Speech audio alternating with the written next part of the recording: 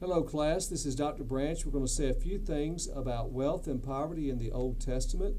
So let me point out just a couple of key terms and background for poverty in the Bible. Here's what Walter Kaiser said. Traditionally, the poor are generally referred to, and he means in the Bible, as those who are destitute, lacking even the basic necessities to keep the body and soul together. At best, a poor person is one who has little or nothing in the way of goods, possessions, wealth, or even the means to maintain a subsistence living. A couple of key words, ebeyon, which means poor or needy or oppressed, it's an adjective. And also ani. This word group carries the idea of being bent over. And so the idea is someone is bent over with the circumstances of life and they're bowed down, they're poor. And so it's a vivid word picture of poverty. But why were people poor? Many reasons, sometimes lost ancestral grounds, sometimes borrowing, sometimes oppression by other people, exploitation by economic systems at times, laziness. But here's what you see. In the Old Testament, the poor are not always righteous, nor are the rich always wicked. There's a false teaching called liberation theology that claims God is always on the side of the poor and the poor are always to be viewed in a righteous way. Well, that's not accurate. The Bible holds these two ideas in tension. Sometimes people are poor because of exploitation in economic systems. Sometimes people are poor because of their own decisions. And so we have to hold those two things in tension. We're going to come back to that at the end of this lecture. So a few other ideas. The poor in the Pentateuch. First of all, three groups get focus in the Pentateuch. Strangers in the land or foreigners, widows, and orphans. I say again, foreigners or strangers in the land, same thing, widows and orphans. Here's what he says, Exodus 22:9, God said, "You must not oppress a foreign resident, a stranger in the land. You yourselves know how it feels to be a foreigner because you were foreigners in the land of Egypt." So he's saying you were in slavery in Egypt, so you should have compassion on other people who are foreigners in your land. But then also, he says, you must not mistreat any widow or fatherless child. So these three groups, the widow, the orphan, and the stranger in the land, all get special treatment in the Bible. A few other ideas that are very prominent. I'm not going through all of them, but gleanings for the poor. I want you to keep this idea in mind when we talk about the third year tithe in just a moment. The gleanings were when people left some food behind in the field for poor people to come and to harvest themselves. Now, the poor people had to go work to get the gleanings. It's probably a good idea today, right, for folks to have some responsibility and the care for their own welfare if they can do so, if they're physically able to do so. But not all charity in the Old Testament required people to work. You'll see that in a moment. But the gleanings certainly did. But here's the point. They did have to work to get the gleanings. Somebody had to go out and sweat and spend some time doing it. And I think that's a noble thing. The year of Jubilee, sometimes you will have Marxist people that want to claim the year of Jubilee is somehow analogous to the reallocation or redistribution of land and resources in a Marxist revolution. That's just not true, and here's why. The land ultimately belonged to Yahweh, and so Marxism's atheistic, they don't say that.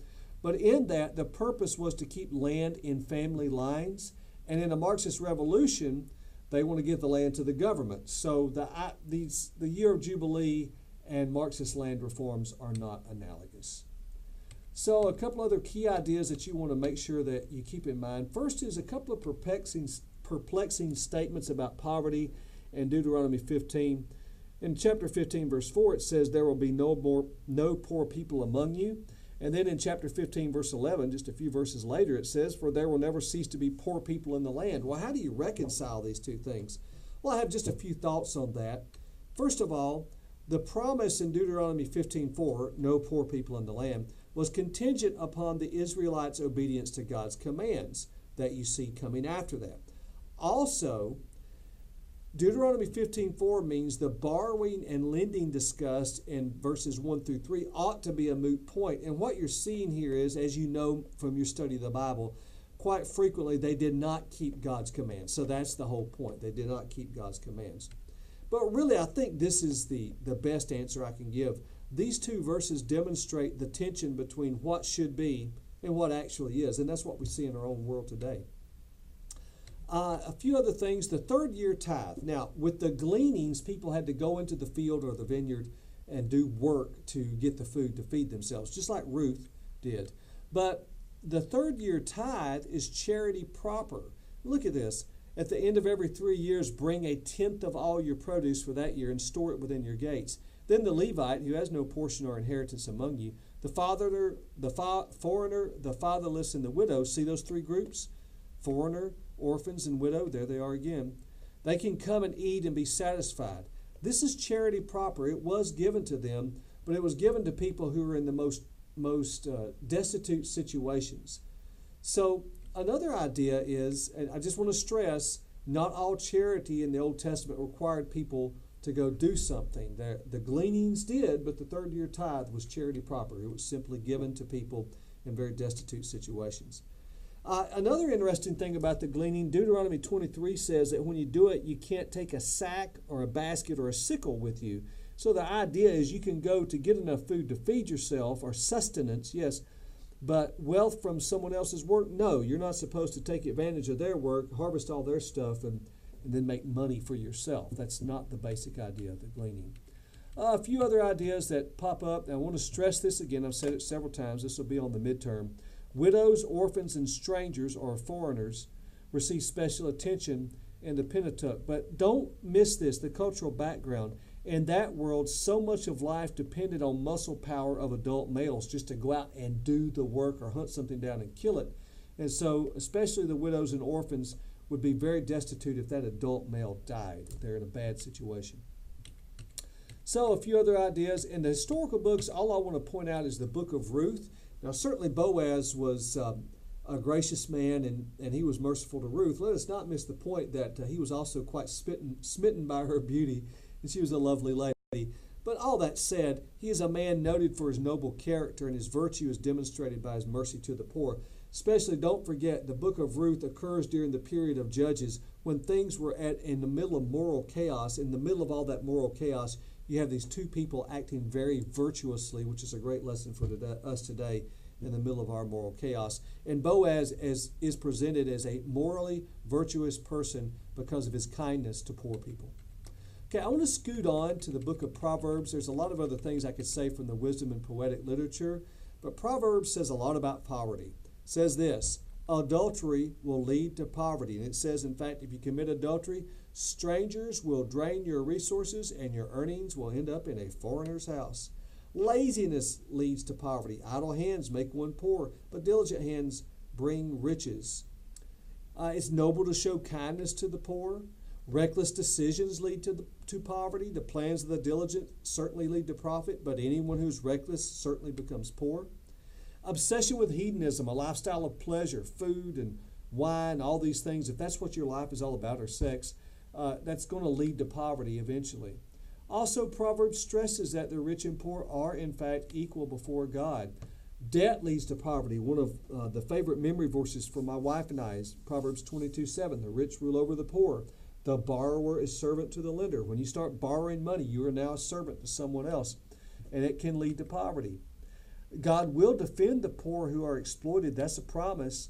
But we're also told, again, this is very close to the hedonism, but alcohol and gluttony particularly lead to poverty. We don't like to talk about gluttony as Baptists too much, but look here, they come together in this verse. Don't associate with those who drink too much wine or who gorge themselves on meat. I guess that means that we shouldn't go to a Baptist potluck. I don't know. But for the drunkard and the glutton will become poor. What's the idea? With both gluttony and drunkenness, you have appetites out of control. There is no restraint. Someone's not exercising self-control, and it leads to poverty. So a few ideas about the poor and the prophets. I'm going to scoot down to the book of Amos, one of the most famous passages. Here's what Amos said. The Lord, speaking Yahweh, I will not relent from punishing Israel for 3 crimes, even 4, because they sell a righteous person for silver and a needy person for a pair of sandals, just the price of a pair of shoes. They'll take advantage of a poor person. They trample the heads of the poor in the dust of the ground and block the path of the needy. And look at this, sexual exploitation goes hand in hand with it. A man and his father have sexual relations with the same girl. How heinous. It's just profane. Profaning my holy name. They stretch out beside every altar on garments taken as collateral. Someone's garment is a basic need. So they're taking away basic needs from poor people for their own financial gain. So God is quite upset about these things. What you find is this. Social liberals, at least in the United States, focus solely sometimes on Amos's criticisms of rich people and overlook other passages in the Old Testament where poverty is attributed to one's actions. And so what I want to tell you, Amos is not arguing for a Marxist revolution here, is what some people want to claim. But you have this tension in the Old Testament. There are some passages where God says people are poor because of foolish choices they have made, such as drunkenness and gluttony or inordinate use of debt. You have other passages like Amos, which we just read, where people are poor because they have been exploited and systemically exploited. So we want to hold both those truths in balance. The book you're going to use in the second half of the semester, When Helping Hurts, talks a lot about this. It's a real challenge for us as evangelical Christians to keep these two ideas in balance. So I just want to end by saying a few things about wealth in the Old Testament.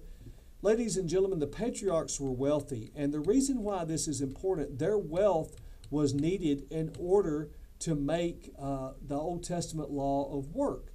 And here's what I mean. Old Testament law requires landowners to leave gleanings for the poor. This requires someone to be successful enough actually to produce a crop, and that means they're earning a profit.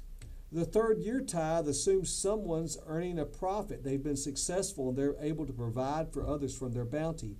Again, we're back to one of the central ideas from our class, and we're going to close here. There is no free lunch. Someone always has to pay for lunch.